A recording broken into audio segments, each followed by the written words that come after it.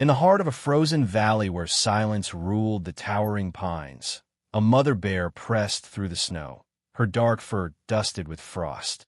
Each breath formed clouds in the frigid air as she nudged her tiny cub along a narrow trail. For days, the wind had howled without mercy, stealing warmth and hope from the wilderness.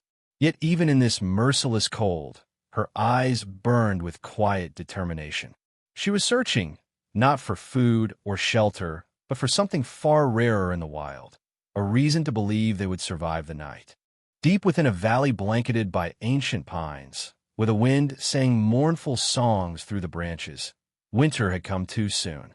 The snow fell heavier than the years before, swallowing every sound, every trace of life beneath its endless white veil. In this vast wilderness, a mother bear and her cub moved slowly through the drifts, two dark shapes against a world of ice. The mother's fur shimmered under the pale light of a rising moon, her powerful frame cutting through the storm as she cleared a path for her little one. Each step left deep imprints that the cub tried to follow, stumbling now and then, its tiny paws sinking into the powdery snow. The cold bit fiercely, but it wasn't the chill that worried her. It was the way her cub lagged behind, its breath short, its movements weary. Days ago, the forest had still been alive with sound. The cries of distant ravens, the rustle of deer through fallen leaves, the whisper of streams not yet frozen. But now all was silent. Even the rivers had turned to glass. Food had grown scarce, and the forest that once fed them now offered only cold and hunger. The mother bear had faced winters before. She knew where to dig for roots, where berries sometimes hid beneath layers of frost. Yet this season felt different, harder, lonelier. She could sense it in the air, a heaviness that pressed against her chest. Her cub, once full of energy and mischief, now followed close by her side, no longer curious, no longer playful. When it stumbled, she stopped immediately, nudging it gently, her warm breath forming clouds around its face. There was something fragile in the way the cub moved, something that made her heart ache with fear. A mother's instinct told her what her mind refused to accept. Her little one was fading. The wild had no mercy for the weak, and she knew that even a single night without warmth could mean the end. But still, she pressed forward. There was no cave nearby, no den to shelter them from a storm. Only endless snow and the distant promise of survival. As twilight deepened, the forest turned blue and silent. The mother bear paused on a ridge overlooking the frozen valley. She lifted her head to the wind, her breath mingling with the falling snow, her heart heavy yet unbroken. Somewhere ahead, she believed, there had to be hope, something or someone who could save her cub before the cold claimed them both. And so, with a final glance at the darkening horizon, she pushed onward into the storm. By the second night, the storm had turned merciless. Snow drifted high against the trees, sealing paths that had once been familiar. The mother bear pushed forward through the white silence, each step heavier than the last. Her cub followed, its tiny body trembling with exhaustion. Every few paces it stopped, sides heaving, and she would pause, waiting, her golden eyes fixed with worry that no instinct could ease. They had once known the rhythm of the forest, the berry thickets, the dens beneath hollow logs, the quiet creeks that promised food and shelter. Now, every scent was buried beneath the snow. Even the wind smelled empty, stripped of life. The mother's stomach growled with hunger, but she ignored it. The cub's breathing had grown faint, uneven. When she looked down, she saw it stumble and fall, its dark fur dusted in frost. Her heart clenched. She lowered her massive head, nudging it gently, urging it to rise. It tried. The little one always tried. Its eyes met hers, full of silent pleading. Then it pushed itself upright with trembling paws. She waited until it steadied itself, then began again, forcing her aching body to move through the deepening snow. Above them, the clouds swallowed the stars, and the forest became a gray maze of ghostly trunks and shadows. The cold pressed deeper into her bones, whispering doubt. She had faced hunger before, but never with her cubs so weak, never with the forest so silent. When she stopped to rest beneath a fir tree, she curled her body around her little one, her breath warming its face. For a moment, it felt almost peaceful, as if the storm outside belonged to another world. But then she felt it, the cub's shivers slowing, its warmth fading. Panic rippled through her chest. She growled softly, urging it closer, licking the frost from its fur, desperate to share her strength. The night stretched endlessly. She could hear her own heartbeat in the stillness, strong and steady, while the cub's breaths came shallow and faint. Fear, that primal, ancient fear known to every mother, gripped her. She stood and looked across the endless white expanse, her instincts screaming for direction. Somewhere there had to be shelter. Somewhere there had to be life. So she walked, through the darkness, through the wind that tore at her fur and stung her eyes. Hours passed without change. Only snow, only cold. Then, faintly, something new reached her senses. A scent that didn't belong to the forest. Faint, sharp, almost metallic. Smoke. The smell of fire. She froze, her breath catching. Every lesson of survival told her to turn away. Fire meant humans, and humans meant danger. But her cub whimpered softly beneath her, its strength nearly gone. She looked down at it, its small chest rising and falling weakly, and she knew that turning back meant death. She lowered her head to the cub, brushing its face with her muzzle as if to apologize, then began moving toward the scent. Step by step, through wind and fear, she climbed the ridge where the smoke rose. Below, through the veil of snow, faint lights flickered in the valley, human lights, glowing warm and golden against the frozen dark. For the first time in days, the mother bear felt something she hadn't dared to feel since autumn ended: hope. The valley below shimmered faintly beneath the storm, the soft glow of cabin lights fighting to pierce the curtain of snow. The mother bear stood at the edge of the ridge, her cub pressed weakly against her legs. The scent of smoke drifted up toward her, warm, sharp, and strange. Every instinct screamed danger. In her world, where fear and wisdom were carved by generations, humans meant pain, traps, and death. Yet tonight, danger and hope smelled the same. She hesitated, scanning the horizon for movement. The lights below flickered like fragile stars, promising warmth but threatening doom. She turned her head toward the forest behind her, dark, endless, and cold. Somewhere in that darkness, safety had always lived. But not anymore. The forest had grown silent, cruel, indifferent to her cub's dying breaths. A low whimper broke the stillness. The cub had collapsed again, its tiny frame trembling uncontrollably. The sound tore through her heart. She lowered her head, pressing her muzzle to its side, feeling the faint, uneven rhythm of life beneath its fur. The little one stirred, tried to lift its head, and failed. Its nose was dusted with ice crystals, and its eyes, once bright with curiosity, were dull and distant. The mother bear let out a sound, deep and mournful, that vanished into the storm. The wilderness offered no answer. Above, the moon hid behind the clouds. Beneath her paws, the snow whispered of endings. For a long moment, she stayed like that, motionless, her breath freezing on the air, her heart heavy with a mother's helpless love. Then, quietly, she made her choice. With careful strength, she took the cub into her jaws, its weight light and frighteningly still. The taste of its fur was mixed with snow and salt. She turned toward the valley, away from the safety of the forest, and began the descent. Each step was a battle. The snow deepened near the slope, and her paws slipped on the icy rocks. Her muscles burned, but she pressed forward, driven by something stronger than fear. The wind howled in her ears, as if warning her to turn back, but she kept going. The glow of the lights grew larger, steadier, warmth in a world that had forgotten what warmth was. At last, she reached the bottom of the valley. The storm had softened, and through the swirling snow, she could see the shape of a small wooden cabin.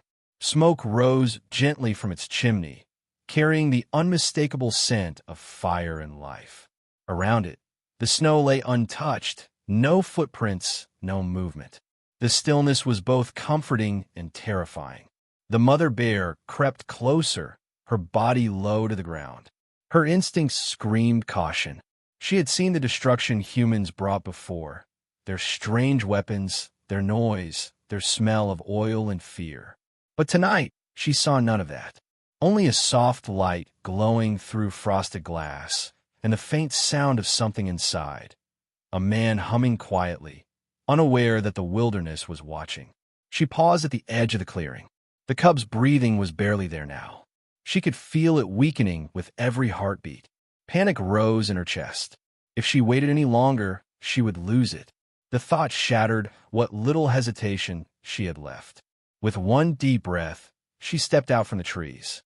Snow crunched softly under her paws as she crossed the open ground. Her shadow stretched across the cabin wall, and the light from inside flickered across her fur. She climbed the porch slowly, placing her cub gently upon the wooden boards. The planks were warmer than the earth, a strange, unfamiliar comfort. For a moment, she just stood there, trembling. Then she lifted her head toward the window.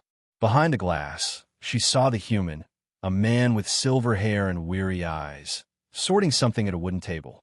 He froze, sensing movement, and turned. Their eyes met through the frost. For an endless heartbeat, neither moved. The mother bear didn't snarl. She didn't roar. Instead, she took a single step back, revealing her cub lying motionless on the porch. Her eyes, wide and unblinking, met his again pleading, desperate, human. The wind fell silent. The snow seemed to stop falling, and in that stillness, an impossible message passed between them. Help us. Inside, the man's hand hovered near his rifle. His breath fogged the window as he leaned closer. Then, slowly, his expression changed, from fear to awe, from caution to compassion. He saw the truth written in her eyes. Outside, the mother bear remained motionless. Her breath came in heavy clouds, her muscles tense, her heart pounding.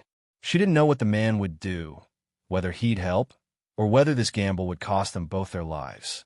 But she stood her ground, waiting, because sometimes, even in the wild, love must risk everything to be saved.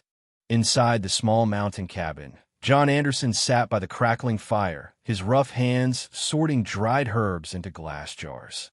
The faint scent of pine and rosemary filled the air, mingling with the smoke that drifted lazily toward the ceiling. For 2 decades, he had lived alone in these woods, far from the noise of the world. He knew the forest's rhythms better than any clock. The rustle of foxes under the porch, the cry of owls at midnight, the way the wind spoke through the trees when a storm was near. So when the sound came, a heavy, deliberate thump on the wooden steps, he froze. His hands still mid-motion, and he listened. It wasn't the skitter of a raccoon or the cautious tread of a deer. It was slower, heavier, purposeful. He rose from his chair and crossed to the window. Frost clouded the glass, but through it he saw a sight that stopped his breath. A massive black bear stood on his porch, her fur glistening with snow. Her body was tense, her head lowered. At her feet lay something small and unmoving. John's pulse quickened. Instinct told him to reach for his rifle hanging above the door, but something in the bear's stance made him hesitate. She wasn't pawing at his food stores or sniffing for scraps. She was perfectly still, except for the faint rise and fall of her breath.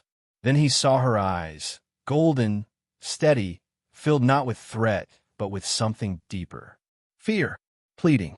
He stepped closer to the glass, squinting through the frost. The cub, a tiny bundle of fur, barely moved. Its chest rose shallowly, its body stiff with cold. John swallowed hard. He had treated wounded animals before.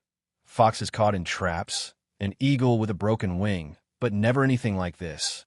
Never a wild bear, and certainly not with a mother standing guard.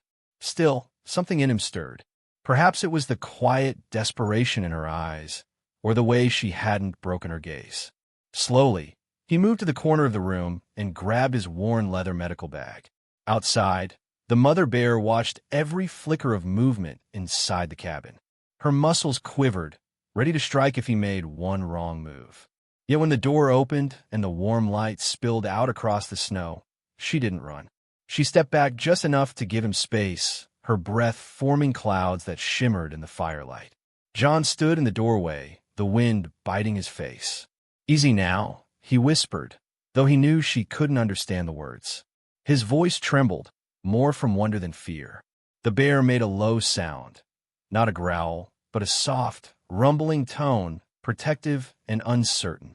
He knelt beside the cub, his gloved hands trembling. Up close, he could see how bad it was. The cub's nose was icy, its paws raw and cracked. Its tiny heartbeat fluttered weakly beneath the fur. "It's freezing," he murmured. He pulled a thermal blanket from his bag and wrapped it around the cub's small body. The mother bear let out a low moan, stepping closer. John froze, his heart hammering. But instead of lunging, she stopped just short of him, close enough that he could see the frost on her muzzle, the fear in her eyes. She sniffed at the blanket, then looked back at him. That single look told him everything. She understands. He worked quickly. From his bag, he drew a small bottle of tincture, herbs steeped in honey and alcohol, something he used to revive hypothermic animals. He warmed it with his breath and touched a few drops to the cub's tongue. Minutes passed. Nothing happened. The mother bear's breathing quickened. She lowered her head, nudging the cub desperately. John kept his hand steady, whispering softly, "Come on, little one, stay with us." Then a twitch. A single, fragile movement of a paw. The cub's chest rose in a deeper breath, then another. A faint sound, like a sigh, escaped its throat. The mother bear froze. Her ears perked. The cub moved again, its small body stirring beneath the blanket. John felt tears sting his eyes. That's it, little fella," he whispered. The bear's massive head lowered until her nose touched the cub's side. And for the first time since he'd opened the door, she seemed to relax. For nearly an hour, they remained that way, man, bear, and cub, suspended in the fragile stillness of shared purpose. John worked methodically, feeding the cub tiny bits of warm water mixed with herbs. The mother watched every movement, her eyes tracking his hands. When he shifted, she adjusted too, as if they moved in unspoken coordination. The wind outside softened. Snow continued to fall, but the world within that small circle of light felt warmer, safer. Every few minutes, John glanced up at the mother bear, half expecting her to change her mind, to remember what she was, a creature of the wild, a predator capable of ending him with a single swipe. But she never did. When he finally rose, his knees aching, he said softly, "He'll live. I think he'll live." The bear tilted her head, as if listening. Then she settled beside her cub, curling protectively around it on the porch. John hesitated, then reached inside the cabin for another blanket. He stepped forward carefully and laid it near them. The bear didn't move. She only looked up, her gaze full of something that felt astonishingly like gratitude. For the rest of the night, John left the door open just a crack, letting the warmth spill outward. Inside, the fire burned low, casting golden light across the snow. Outside, under that same glow, the mother bear stayed watchful, her cub breathing softly against her chest, safe for the first time in days.